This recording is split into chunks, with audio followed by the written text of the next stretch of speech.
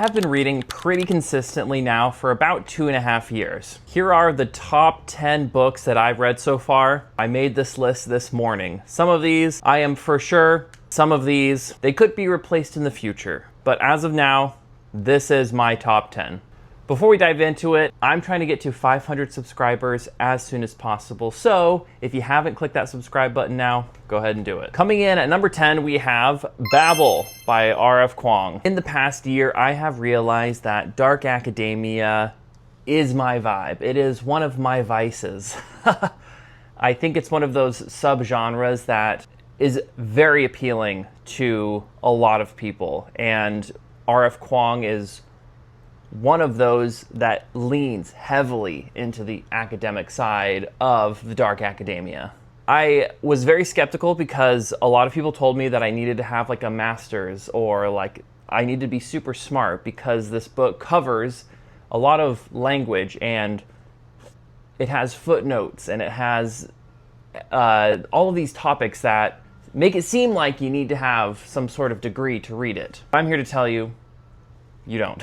I found this story to be alive and rich, and it had prose that was straightforward and to the point.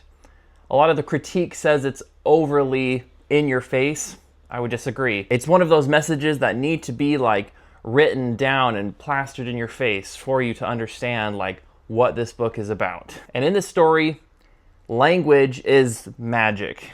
And it can imbue certain items to power the city and to power things. And this is during like the Industrial Revolution.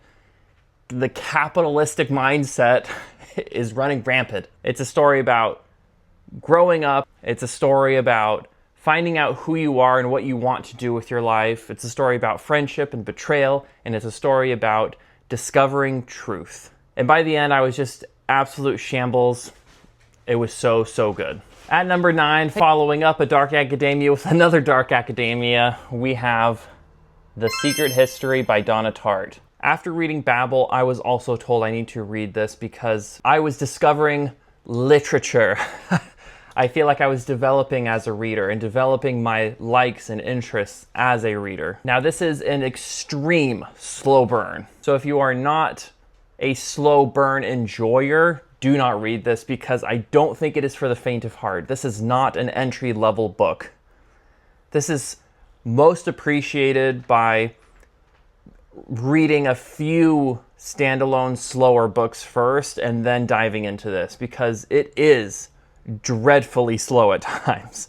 Like there was a moment while I was reading this in the first 100 pages where I was like, we have literally just been going about random details in this kid's life and it is absolutely going nowhere. It evolves into so much more than the original plot was. I feel like it just totally captured my whole existence by the end of this book, and I could not put it down until I was finished. Like, I had to know what happened next. It's one of those tidal wave books where it slowly comes upon you, and then boom, you're totally submerged. I'm like getting chills thinking about it right now. It was amazing. At number 8, we have my first fantasy book, and that is, of course, The Crippled God by Steven Erikson. This is the 10th book in the Malazan Book of the Fallen series. I took it upon myself to read all of Malazan last year, and oh my gosh, it's such an amazing journey. Again, I think Malazan is not one of those beginner-friendly journeys, so if you're trying to get into your fantasy journey, don't read this series. I mean, you can, but it's not recommended. If you're looking for a complex world, if you're looking for a thematic journey, if you're looking for the plot of the century, this is the series for you. I can't even tell you the synopsis of Malazan without sounding like an absolute nut job, just because there is so much about this series that goes into what Malazan is. A little bit of context, Steven Erikson and Isaac Esselmont were anthropologists, they were paleontologists, something very smart like that, where they studied human behavior. And I think that really bleeds into how the characters and the setting and the themes of this story carry out throughout the journey of all of these books. It builds up into this finale and the pinnacle, and the emotions and the weight and the story all build up to this final book. Oh my gosh, it was just unbelievably emotionally charged. And for me, I need that emotion to give something like a God tier level of a book. I absolutely think that this book delivered that. It's one of those stories that I think when I reread it eventually, that I think it will increase in how much I love this story. At number 7, we have Lonesome Dove by Larry McMurtry. Now, this is a series, but most people read this as a standalone, which I am very excited to read more of the books in the Lonesome Dove cinematic universe. Older books, so the prose and the way that the story is told is, I think, timeless, but not as fast-paced and action-heavy as you might expect a book to be. It's a story of these older Texas Rangers who are settling down in a town in southern Texas called Lonesome Dove. They're tasked with carrying out a cattle drive from southern Texas to Montana, and it's just a journey of a full cast of characters and how their plots intertwine and how they deal with hardship and deal with loneliness and deal with friendship. It just covers this wide range of emotions and totally, again, like grasps you and doesn't let you go until you finish this beautiful, beautiful story. Like, it feels like these characters were real and they were raw and they like, I knew what they were going to do if you put them in this random situation. Like, you go over every single detail about their lives. It's one of those stories that you just cannot get enough of. The other really fun thing about this story was it's my mom's like favorite series, and so I was able to connect with her about that and talk to her about it and develop a better relationship with my mom. So that's another cool point that happened to me personally. But I know a lot of your moms and dads out there probably like it too. We have The Sword of Kaigen by M.L. Wong. This is one of my absolute favorite standalone books. Usually I prefer series over standalones, but my goodness, this book it just delivered so many powerful emotions. I connected with the female main character, Misaki, so much. It's kind of like the Avatar: The Last Airbender universe, where it's elemental magic. It's heavily Japanese-inspired military factions where you have this mountain village, and they are like the last line of defense against the bad guys. It's a journey of learning more about the world and how it works. It's a journey of self-discovery. It's a journey of finding out who you are in the world, how the government might lie to you. There's just so many scenes in here that just make me want to cry so bad whenever I think about them. Just emotionally meaningful to me, and that's why it is so high on my list. Next we have Wrath by John Gwynne. This was the finale to the Faithful and the Fallen series, and what a journey that these books are. This was John Gwynne's debut series, and I think he absolutely nailed it. I had read the Bloodsworn saga before to get used to his writing. It's a little bit newer, but I think I love the cast and characters and overall story and plot of The Faithful and the Fallen so much more. And the ending, oh my gosh. Every emotion I could ever possibly want. I adore Corbin and Storm and all of these other characters out there. What really did it for me in this finale was I love conclusion. I value conclusion in my stories. And so to get a well-concluded story with character arcs closing, meaningful sacrifices, all of the things that I need to make a wonderful conclusion to a book, this book absolutely delivered. And I love everything about it.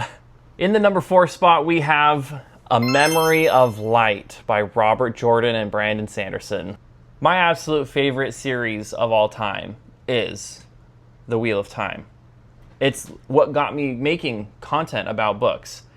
It helped me get out of my shell. It helped me through a lot of tough times in my life. I started reading the series, and then about a book or two in, I got laid off. And I just had a lot of time to read. So reading The Wheel of Time was perfect for me.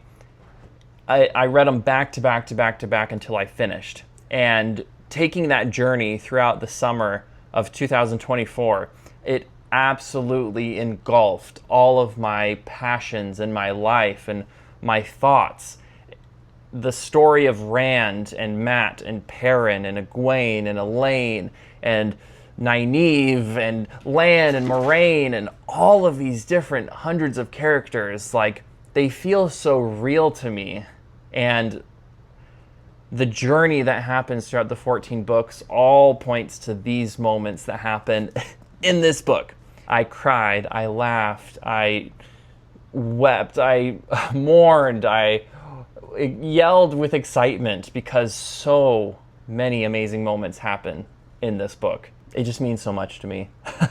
I think Sanderson absolutely nailed the ending and the tones and the overall themes that Robert Jordan wanted to have. I just love it so much. It's just amazing. I love it. Before I get into my top 3, I just want to say thank you. Thank you for watching this video. Let me know what your top 3 books are in the comments down below if you haven't commented already. Here's where I get really passionate about books. I've tried to do my very best about not having the same author, just different series. When I say that this book, like literally, I think about it all the time. It gets me excited to talk about books. It gets me fueled to tell people to read fantasy because I think this series is doing epic fantasy so well. And it has to be by one of my favorite authors of all time. That would have to be Of Empires and Dust by Ryan Cahill. The chunky book too. The Bound and the Broken series is absolutely one of my favorite series of all time, and you should be reading it because it's so underhyped. This is the 4th book, along with some novellas, and cast of characters, the plot, the setting, the emotions, the pacing, the action, everything about this book was just on dial 11, and it was just maxing out everything. We don't have the conclusion yet, so I'm hoping that the finale will topple this book for me, but this is like the type of book that gets me excited about stories and reading. And I need people to be reading this book too, because I cried. Like, there's one scene in here where I cried, and then like a chapter later I realized what was going to happen, and then I cried even harder because my heart was just ripped into 1,000 pieces. That's what I want to happen in books. That's what I need for me to be passionate about these books. And I think Ryan is just an amazing author, and the way that he gets me invested in the good people and the bad people too. Like, because you get POVs from the bad characters, and the way that they explain their standpoints, I often think, man, they might be right.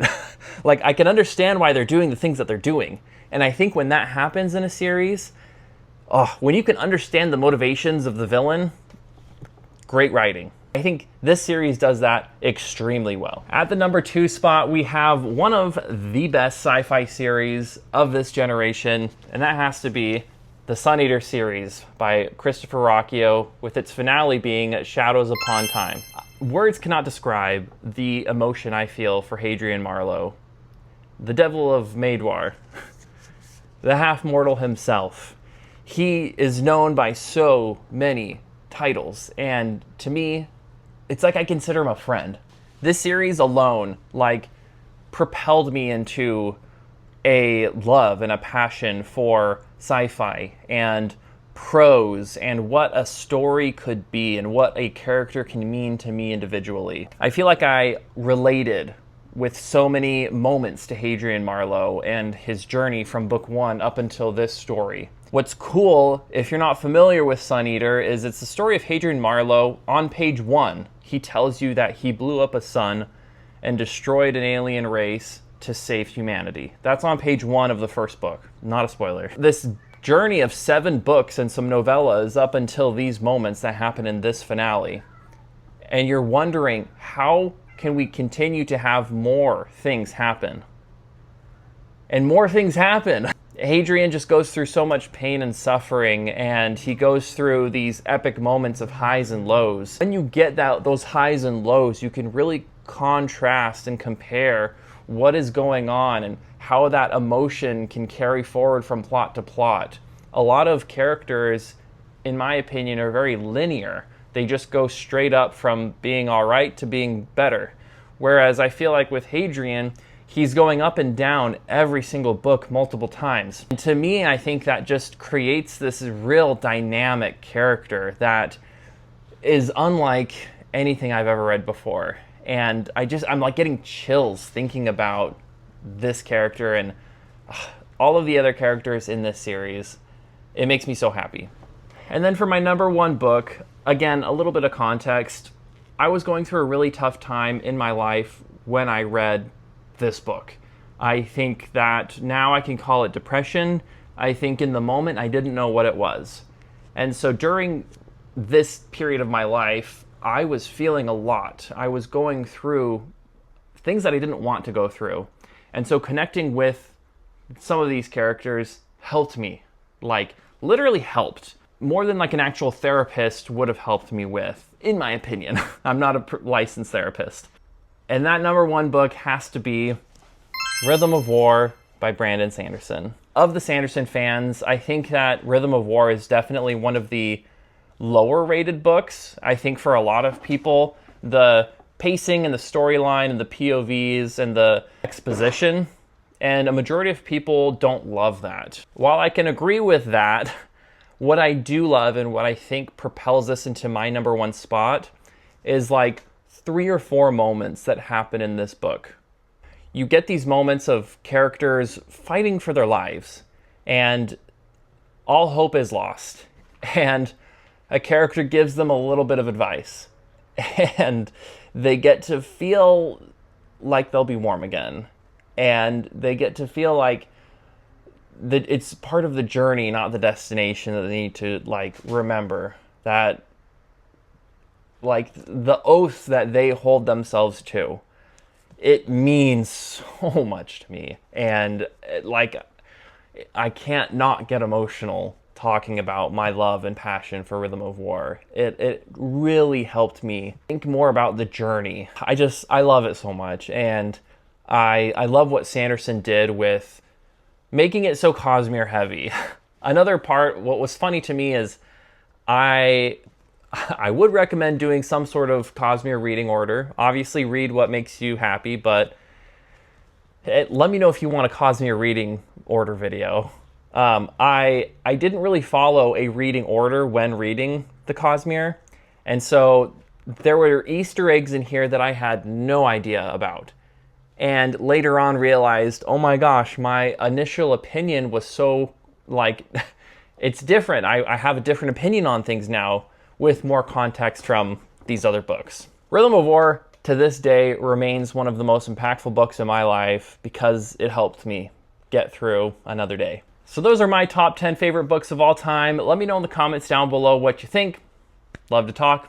Love all the comments. As always, if you haven't subscribed by now, subscribe right now. I'm trying to hit 500 followers. I'm trying to hit 5,000. I'm just trying to get to 500 subscribers. As soon as I can do that, I'll be super happy. And of course, follow me on TikTok, Instagram, all those other socials. I post way more regularly there. And as always, thank you so much for watching. Catch you in the next one.